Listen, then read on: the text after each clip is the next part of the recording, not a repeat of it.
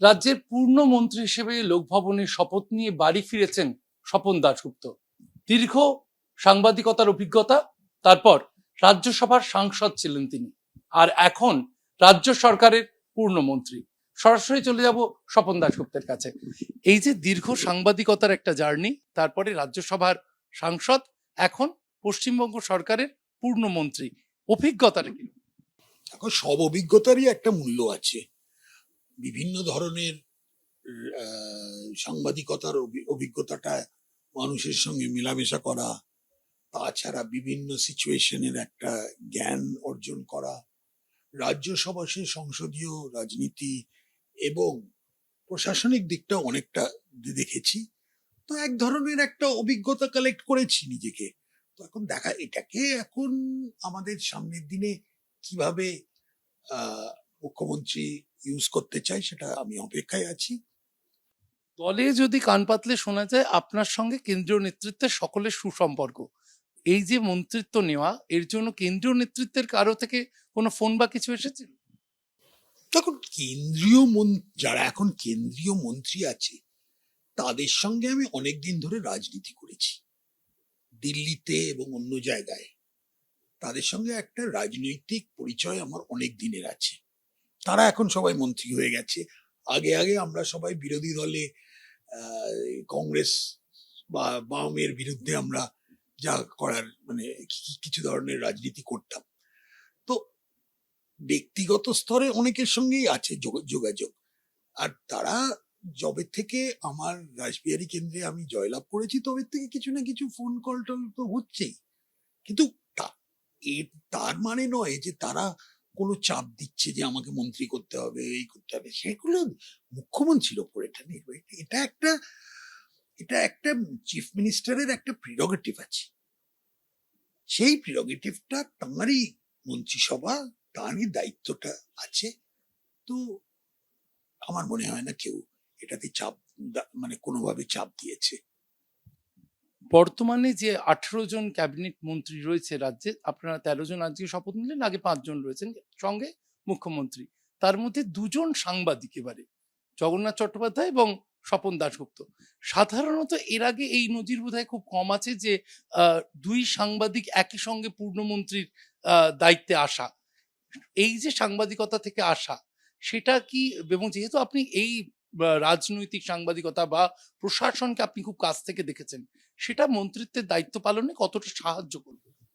করতেও পারে। দেখো, এটা ঠিক না যে সাংবাদিকরা এবার প্রথমবার এত গুরুত্বপূর্ণ কোন স্থান পেয়েছে। আমার মনে আছে হ্যাঁ, ভারতীয় জনতা পার্টির প্রথম যখন মন্ত্রিসভা গঠন হলো, অটলজি এবং আডবাণীজি একদিক থেকে দেখতে গেলে দুজনেই প্রাক্তন সাংবাদিক। তো সেটা বড় কথা নয়। এখন সবাইকার এক ধরনের অভিজ্ঞতার একটা মূল্য আছে বিভিন্ন স্তরে। জগন্নাথের এক ধরনের, উনি এখানে রাজ্য স্তরে কভার করেছে, আমি সেন্ট্রাল মিনিস্ট্রি কভার করেছি অনেক বেশি। তাছাড়া আন্তর্জাতিক রাজনীতি, সেগুলোর ডাইরেক্ট কোনো সম্পর্ক না থাকলেও আমি তো বলছি এক ধরনের ওভারঅল প্রশাসনের কি দরকার, কি ধরনের প্রশাসনিক কালচারটা কি, সেটার তার একটা জ্ঞান অর্জন করতে খুবই সাহায্য করে। দেখুন, এটা আমি তো বলছি এটা কোনো তোমার ফর্মুলা নেই যে এইটা সাংবাদিক হলেই, প্রাক্তন সাংবাদিক হলে তার একটু বেশি মূল্য থাকবে। কিন্তু হ্যাঁ, এটা মানুষের উপর ডিপেন্ড করে। মুখ্যমন্ত্রী শুভেন্দু অধিকারী, আজকেও তিনি উপস্থিত ছিলেন লোকভবনে। মুখ্যমন্ত্রী শুভেন্দু অধিকারী থেকে কোনো ইঙ্গিত পেলেন কোনো দপ্তর বা প্রাথমিক কোনো কাজের ক্ষেত্রে প্রথম গুরুত্ব দেওয়া, যে এই কাজটা আপনি করতে চাইছেন মন্ত্রিসভায় প্রথম দায়িত্ব? দেখো, এক ধরনের যারা এই ধরনের পার্লামেন্টারি গণতন্ত্র দেখেছে তারা একটা জিনিস জানে যে মন্ত্রিসভা গঠন করা, মন্ত্রিসভার কে কার দায়িত্বটা বন্টন করা, এটা পুরোটাই চিফ মিনিস্টারের প্রিরোগেটিভ। এতে জিজ্ঞেস করতে হয় না। আমি এইটুকু আমার অভিজ্ঞতা আছে যে এই প্রশ্নগুলো করতে হয় না। একটা ইংরেজিতে কথা আছে না যে ask no questions and you will be told no lies. তো কতগুলো জিনিস জিজ্ঞেস করতে হয় না। ওনার উপরে উনি বলেছেন আমাকে যে বুধবার দিন দুপুরবেলা একটা ক্যাবিনেট মিটিং হবে, আর সেখানেই যাদের দায়িত্ব বন্টন করা হবে। সামগ্রিকভাবে রাসবিহারীর বিধায়ক থেকে রাজ্যের দায়িত্ব, কারণ আজ থেকে আপনি রাজ্যের পূর্ণমন্ত্রী, এই রাজ্যের যে নতুন গতিতে আপনারা এগিয়ে নিয়ে যেতে চাইছেন, তাতে আপনার নজরে কোন কোন জায়গায় প্রথমেই হাত দেওয়া দরকার এই রাজ্যের সংশোধনের ক্ষেত্রে? দেখুন, আজকে পশ্চিমবঙ্গ একটা ধ্বংসস্তূপ আমি মনে করি। আমাদের অনেক রকমের কাজ দরকার। প্রথমত হচ্ছে জঞ্জালটা সরানো, তারপর জঞ্জালটা সরিয়ে একটা পুনর্নির্মাণের একটা ধাঁচা প্ল্যান তৈরি করা, সেটা দিয়ে আস্তে আস্তে করা। কোন দিকটা তুমি আরম্ভ করবে? শিক্ষাতে আরম্ভ করবে, প্রশাসনটাকে ঠিক করবে, যারা চুরি করতো তাদের ধরবে, সবকটাই গুরুত্বপূর্ণ।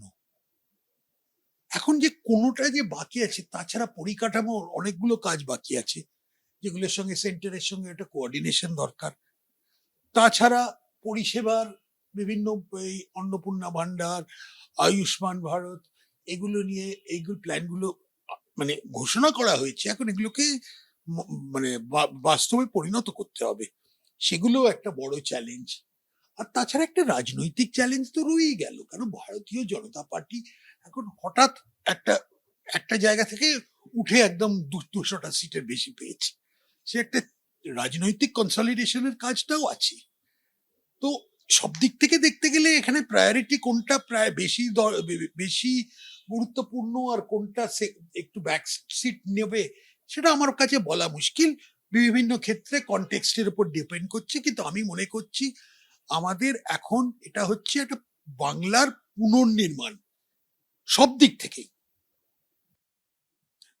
ধ্বংসস্তূপে কার্যত ছেড়ে দিয়ে গেছে আগের সরকার, এবং সেই জায়গা থেকে পুনর্নির্মাণ করতে হবে, এমনটাই বলছেন রাজ্যের পূর্ণমন্ত্রী Swapan Dasgupta.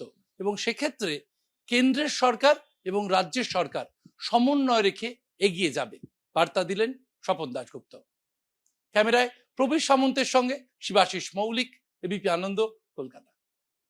New town eco পার্কে প্রাতঃভ্রমণে বেরিয়ে আজ ক্রিকেট খেলায় মাতলেন রাজ্যের পঞ্চায়েত মন্ত্রী দিলীপ ঘোষ। সকালে কর্মী সমর্থকদের সঙ্গে ক্রিকেট খেলতে দেখা গেল।